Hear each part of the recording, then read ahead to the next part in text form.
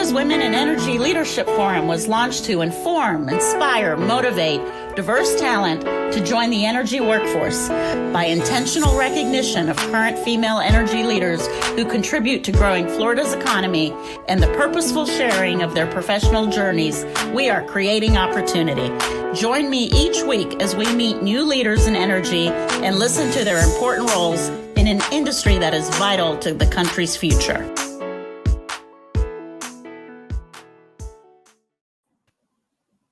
Hey, Pam.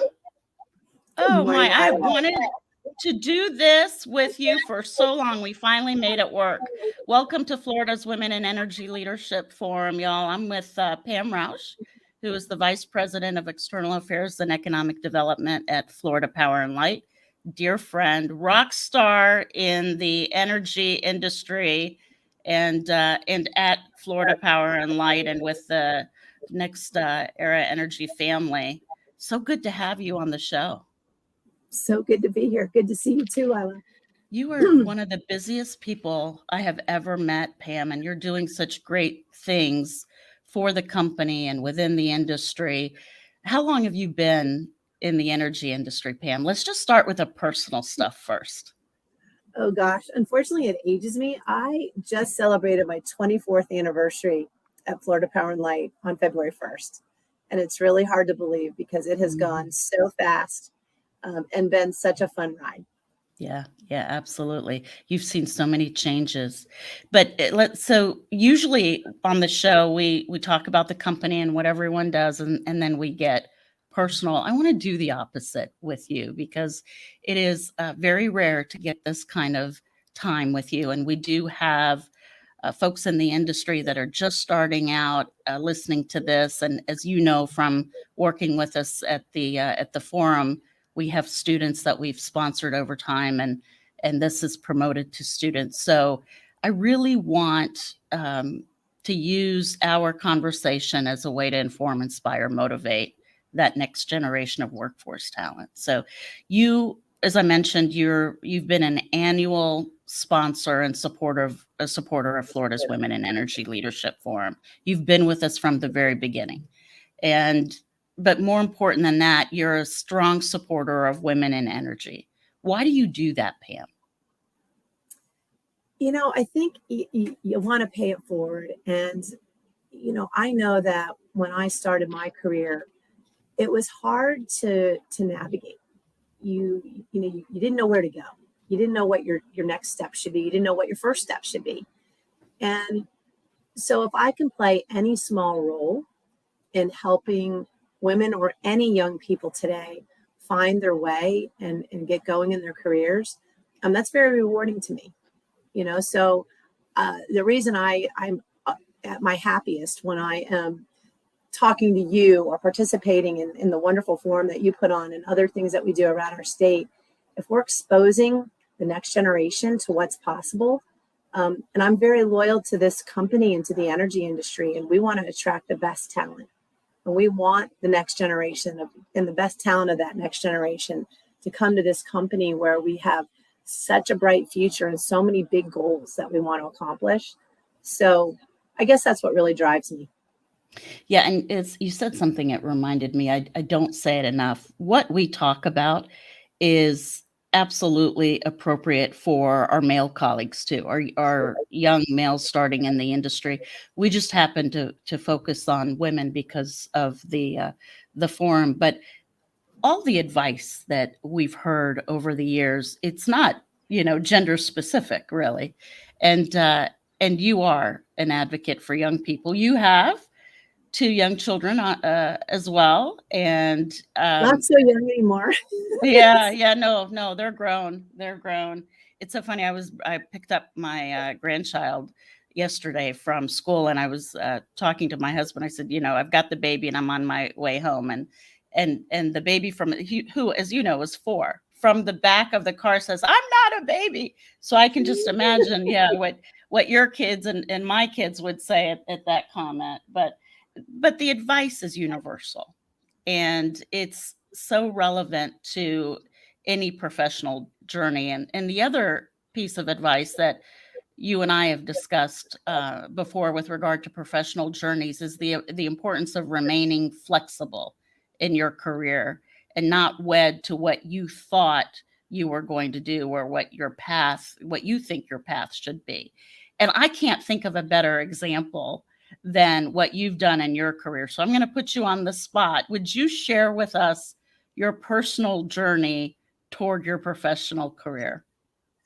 Sure. Funnily enough, I decided to go to law school because I was a college tennis player and I thought I wanted to be a sports lawyer. So I was a Florida girl, so I applied to the Florida law schools and decided to go to Florida State because I thought it would be fun to be in the state capitol and learn a little bit about politics. And I very quickly got lured to a large firm in West Palm Beach because it just seemed very excited when I was interviewing there. And I realized that to go into the sports law industry, I would have to move to Chicago or New York. I really wanted to stay in Florida. And the firm that I went to, convinced me that I could do development work, golf course development work. And I thought that was pretty sporty. Yeah, that's funny. I started at one of the largest firms in the state. And, that was in the late 80s. And, honestly, they were going through what a lot of other firms are going through, and a group left that I was with. And I stayed with the firm, and there was a lot of moving around. And I ended up leaving that firm and going to a smaller, one of the oldest established firms in West Palm Beach, and realized after a few years, as much as I liked the people where I was working, I did not like the way I was working. I didn't see myself doing it 20 years from where I was. I was in my mid 20s. And so I went in one day and just quit my job. I had saved up a little money that I knew I could live for a year. And probably it freaked out the senior attorney when I told him I didn't have another job. And it also freaked out my dad because he thought I was going to be coming home to live with him. Yeah. And I did. I took about 7 months off, and I went out and climbed mountains in Colorado and rode my bike through Alaska, and really used that time. I was single. I had no responsibilities to figure out that I actually liked the practice of law. I just didn't like the way I was doing it. And so when I kind of came back from my little excursion, I applied to a lot of kind of unique jobs. And I ended up taking a job at the city of West Palm Beach as an assistant city attorney. And, sometimes timing is everything, but there was a very vibrant mayor at the time. She happened to be a land use lawyer, and her name was Nancy Graham. And she was out to transform the city of West Palm Beach. And I had the opportunity to kind of be the lawyer behind the scenes, putting it all together. It was, you couldn't have asked for a better experience as a land development lawyer. I became a certified planner. I became very active in the community. I actually met my husband during that time. And it was actually a really fun time, and loved that job. But I also knew I didn't want to be a city attorney forever because it was very much political. A new mayor comes in and you could be out. And I didn't want to have a life of having to move around to find the next job. And so after I got married, I applied for a job at FPL as an attorney and was lucky enough to get the position. And when I walked into the headquarters here, I just knew I was home. There was just something instinctively inside me that said, this is where I belong. And I was a member of our law department for 9 years. And we were converting the model of using external attorneys to bring all the work in-house. And so it gave me an opportunity to kind of grow my leadership skills. And I became a leader within the law department, associate general counsel. And really, because of my time at the city of West Palm, was the go-to lawyer for everything permitting, everything governmental, which is a lot of our business. And so I got to work with many of our different business units in the company. And in 2008, they offered me the position of Vice President of External Affairs, which grew to add community relations. And then I added an economic development team. And then from 2011 to 2015, I also ran project development, which was when we kind of really set the strategy for our solar, which is what we're all about today. and we were modernizing our older oil-based plants and modernizing them to natural gas. And we built a natural gas pipeline into Florida, which added a lot of reliability to the entire state. So it was a really exciting time to have all that. I was raising 2 little kids at the time, so it was a big lift. But it has just allowed me to be part of so many exciting things at this company. So when you look at me back when I was in law school and never held a real job in my life except teaching tennis, thinking I was going to be a sports lawyer, to how I became an officer of, one of the largest energy company in the world, you just would have never thought it. Yeah, right. It's so true. We don't, this isn't what you went to law school for, right? You stumbled into it, but you found your happiness, and that sense of adaptability and flexibility and taking risks from quitting your job. But note to self, right? Note to all the viewers and listeners, you had saved enough money to be able to take that gap year, right? But taking the risk, figuring out what you really wanted to do, and exploring an industry and work you'd never really been involved with before.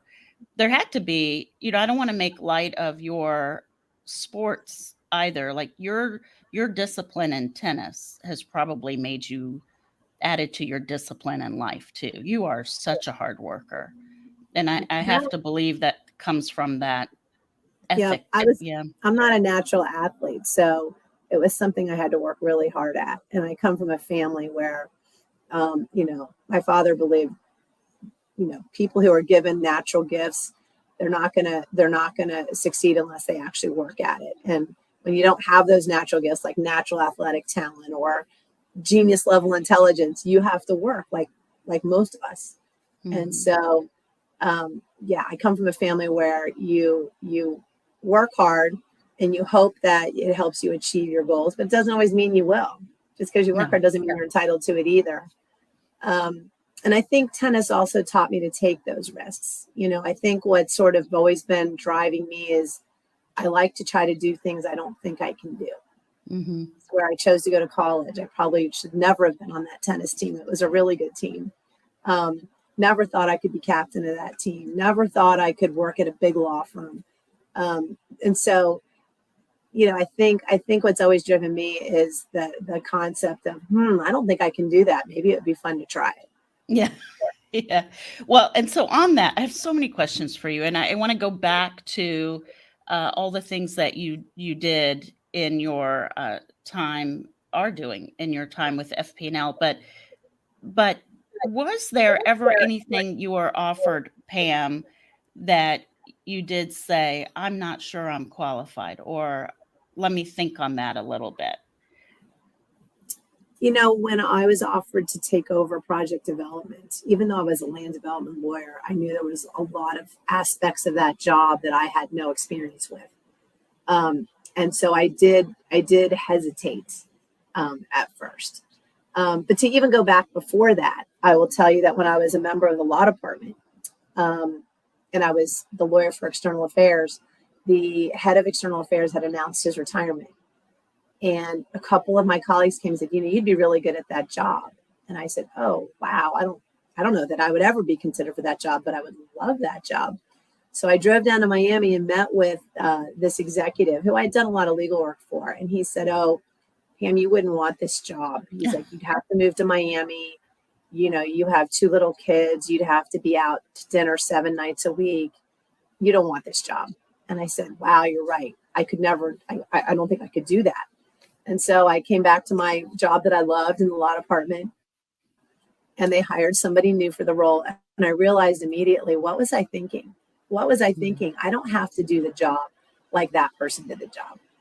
And honestly, no one goes out for dinner 7 nights a week, just so you know. Right. Yeah. No. So it was a good lesson for me. Why did I listen to someone who did the job their way, and that's the way they thought it should be done? But it was a great lesson for me, and it's something that I really hammer with all of my team and up-and-comers. Don't think that when you take a higher role that you have to do it like your predecessor. And so that was one of those experiences. So when they did come back and offer me the job 3 years later, I jumped at the chance, even though I had a 3-year-old, and a 7-year-old, and you do have to be out a lot. It is a whole different dynamic of what your job responsibilities are. But my husband and I decided that we could make that work for our family, and we did. And so that was one of those times. Taking on project development was another one. But you dive in and you utilize the skill sets that you already have, and then you build on the ones that you need to learn. And that's, I think, the culture of our company. We're constantly moving people around where they're uncomfortable. And that's why everybody's always learning.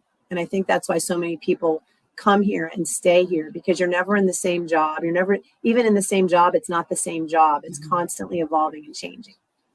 Yeah, you've never had two issues that are the same. It's never boring. And I want to come back to each of those components that you listed for us. So I know some of the projects that you've worked on, and so in that regard, I'm cheating a little bit, but the solar in the schools, the robotics programs, the electric vehicle programs. I remember when you started the Economic Development Office and what that led to. It was, from the Public Service Commission perspective, as the outsider, I recall when you filed your economic development tariffs, that was the first of its kind. And all of that, just to put the pieces together for our viewers and our listeners, that's when you were at the helm of those different areas.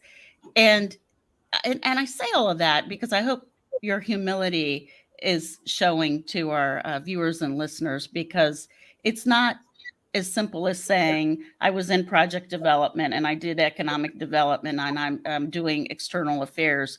There were things that you all were producing every day through your leadership, Pam, that really is a testament to your hard work and ethic and diligence. And the other thing is you've built a team around you that now has taken it forward. So talk about, if you took one project, like if you took the economic development work that you did and maybe tie then the string toward, what Crystal Stiles was able to do after that, and carry us through. It's sometimes the best ideas come out of what's in front of you at the moment. And I think we all can remember back in the 2008, 2009 timeframe, as Florida was suffering more than any other state from the foreclosure crisis and the Great Recession. And, other utilities around the state had economic development teams. We're putting a lot of money into economic development, and it makes sense, right? For utility companies, an energy company, the more business that's there, the more power that's needed, and that's good for the power company. So it's a simple model. We did not have an economic development team. And I think part of the reason was Florida has always just been a growing state. And if we all look back to 2009, I think it was the first time, at least in my lifetime, that Florida lost people. It lost the first time that housing prices dropped. That was just a new one for me. And so, I give Eric Szilagyi a lot of credit because he was running our regulatory team at the time. And Governor Rick Scott had just become governor. And so Eric had the foresight to rely on Florida statutes that allowed for this, but to get the Public Service Commission to approve a discount rate for new businesses coming into the state, that we could offer a discount rate for up to 4 to 5 years. And so I called Eric and said, he called me and said, do you think this is a good idea? And I said, it's a fabulous idea, but I want to do more. I want to create a little team that I want to benchmark, and I want to learn what other utilities are doing. And then I want to do something different and better that we can promote economic development, really not so much looking at the bottom line, but because we want to be a community partner. Yeah. We accomplish so much more as partners with our communities rather than trying to barrel through. There's so many examples of energy leading to economic opportunity for the state, but that's a direct example. You were promoting growth in your area, which led to customer growth, which led to more economic opportunity in the state, all the way around. Yep, and that's how it started. Luckily, wasn't the senior team approved it, and we set up a small team, and we started working with local governments. And as the state organization, has to deal with funding levels every year. Sometimes they aren't as funded as much. We've been able to step in and really hold their hand, but also in some senses take the lead sometimes in helping generate leads for the state. And one of the things I give Eric Szilagyi so much credit for is he was not looking at it as territorial. Like, we're not just trying to get businesses to FPL so we can charge them more for to provide power, but we want the state to be successful. So if we bring a company in and they want to go to Tampa or they want to go to Duke's service territory, we're happy, because if that helps Florida, we're all going to move up together. So I think that has been honestly a big part of our secret sauce, is that we're not cutthroat about this. I mean, we're cutthroat against other states. We want to showcase what Florida has to offer, but wherever a company decides to come in Florida, we want to help get them set up and be successful in Florida. And many years later, after that economic development program, the company started 35 Mules. And it brings a smile to your face right away. Tell the story of 35 Mules and why that was important for your company.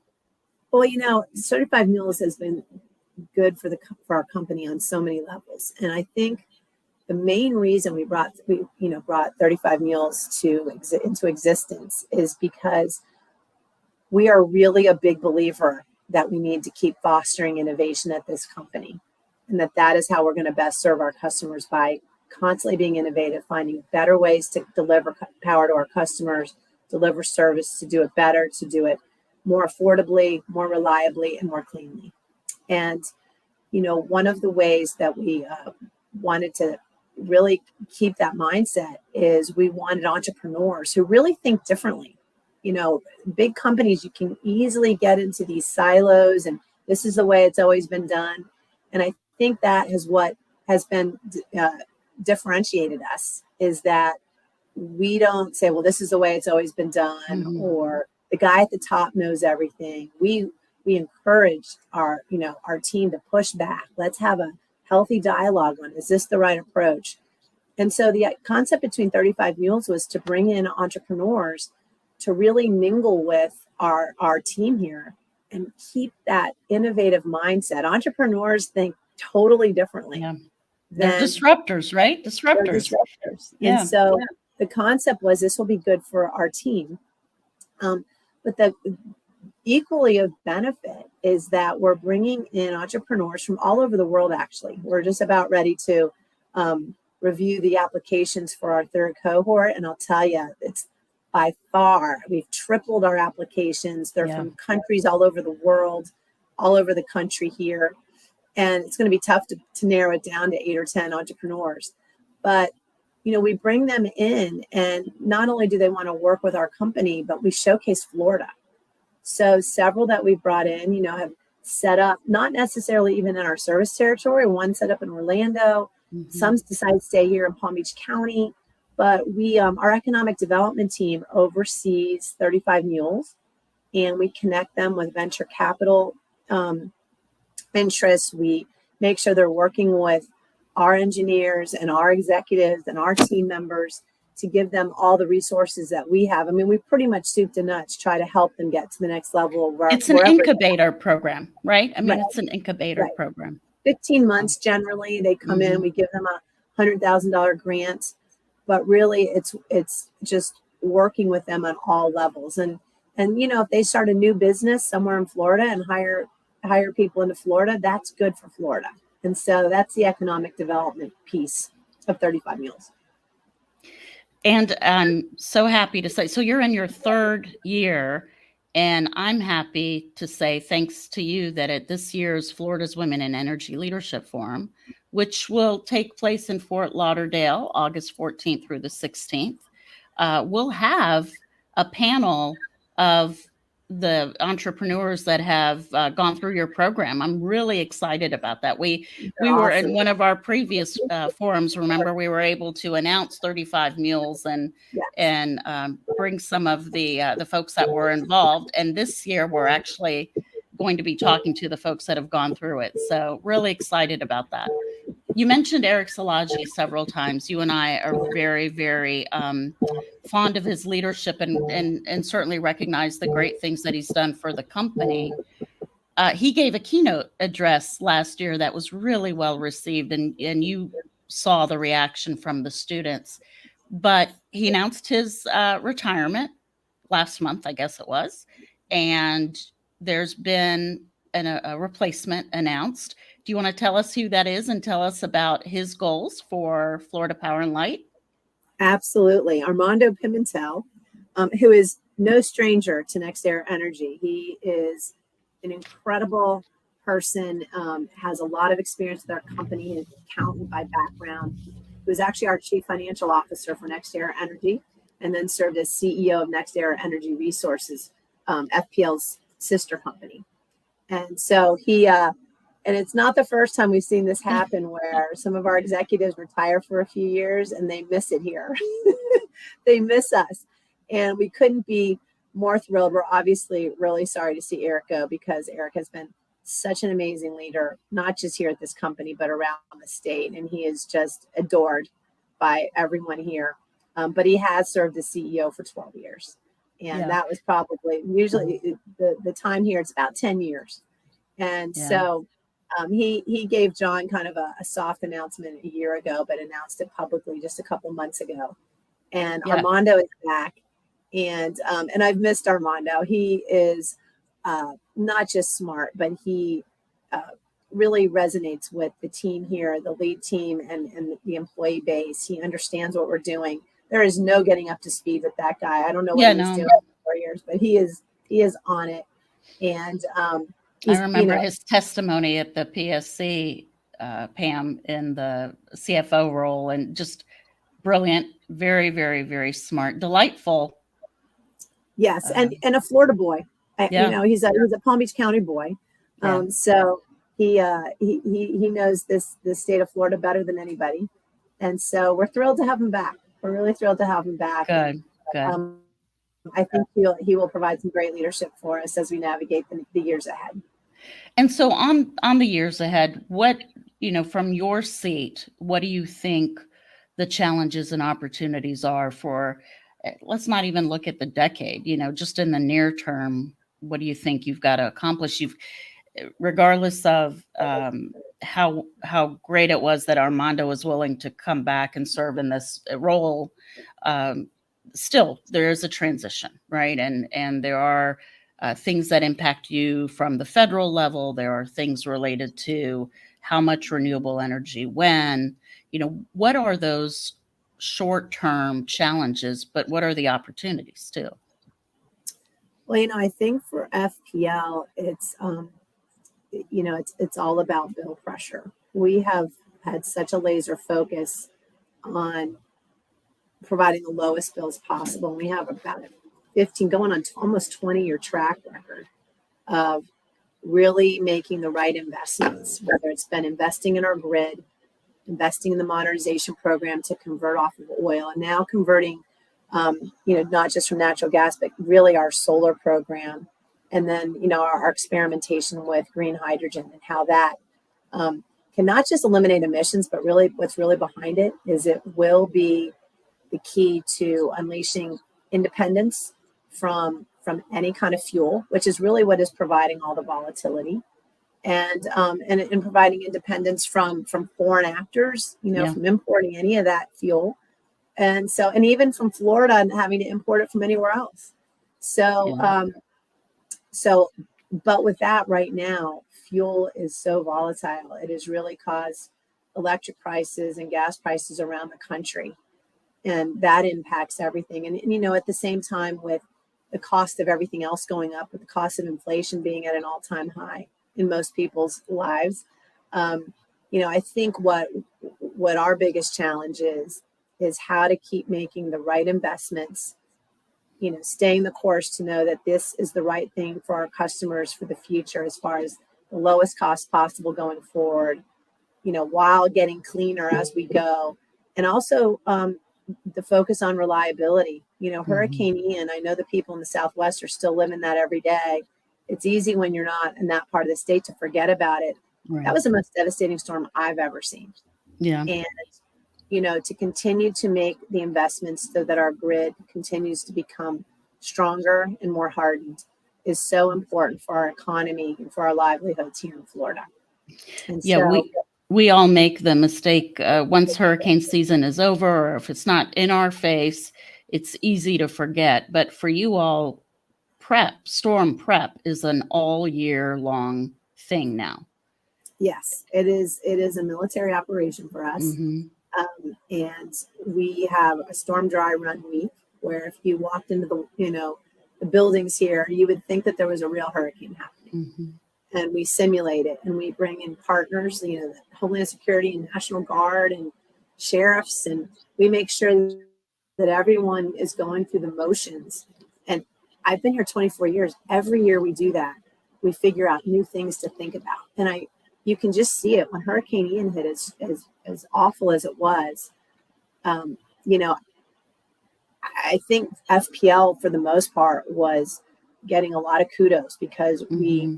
we were given how bad it was, at the speed at which we were able to restore what we could restore.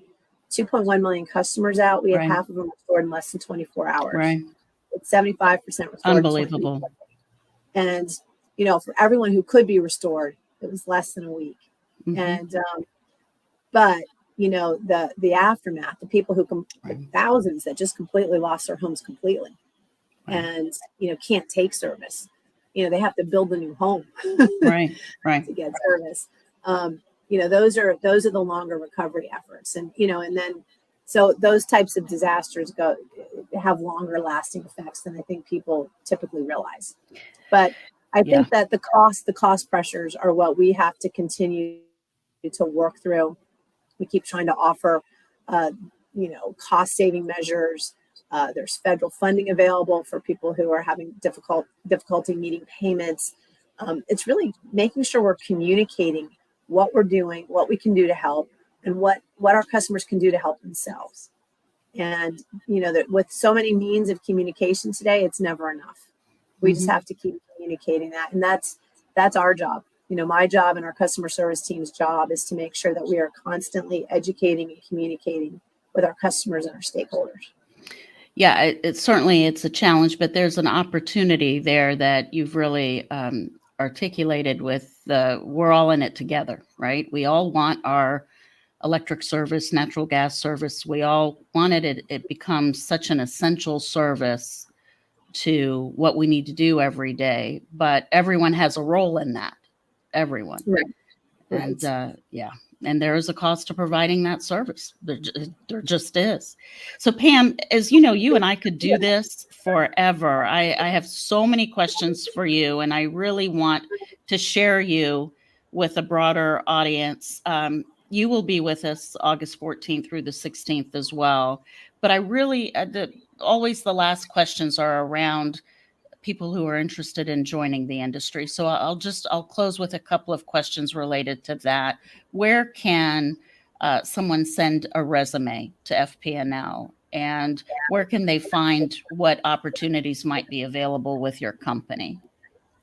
So our website lists all job openings at FPL.com. And so I encourage anyone who's interested in our company, look at our website, look at our job openings.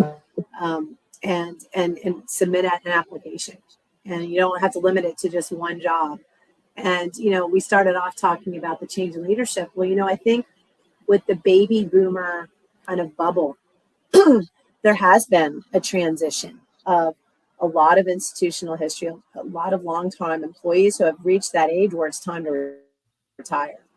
And so there's a lot of movement and opportunity going on in our company right now. So just because you look at those job openings on a Monday, they're going to be different on Friday. Mm-hmm. So if you're interested in our company, and I'm sure the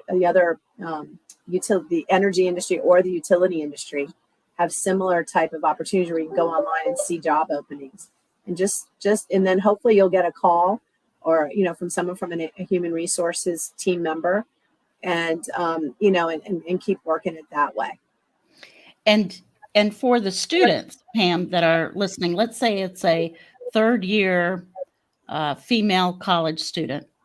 What would you say to her right now to maintain that interest in the industry? What does she need to be working on right now?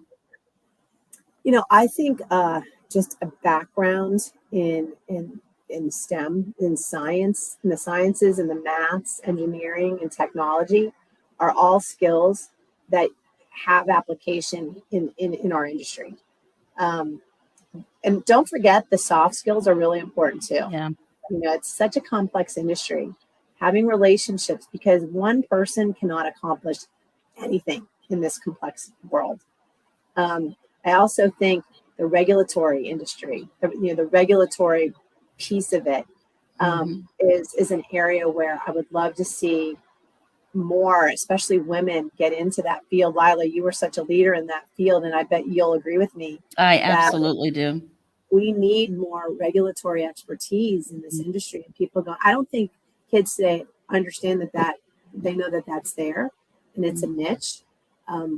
But we really need those that have that expertise to pursue it. It may not look sexy or interesting, when you're 21 or 22 years old, but it actually is where all the action happens. And so I've actually talked to my own kids about that and their friends. You should really think about this because there's a need here, and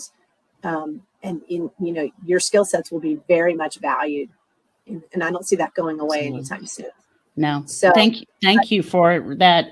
Yeah, thank you for the plug for regulatory experience, because I am such a fan of starting in the state agency. It may not be something completely understood by your friends or family. Honestly, for years, my family didn't even understand what I did, right? But it is what allowed all of us to be specialized in the field. And you're right, there's still a void as it relates to, having more diversity in the regulatory arena. And it's so rewarding. It's such a rewarding opportunity. I agree. Well, did you have fun today? I had a good time. I always have fun to do that. It didn't hurt. It was like very comfortable, right? And that means you would do this again? Absolutely. For you, anytime.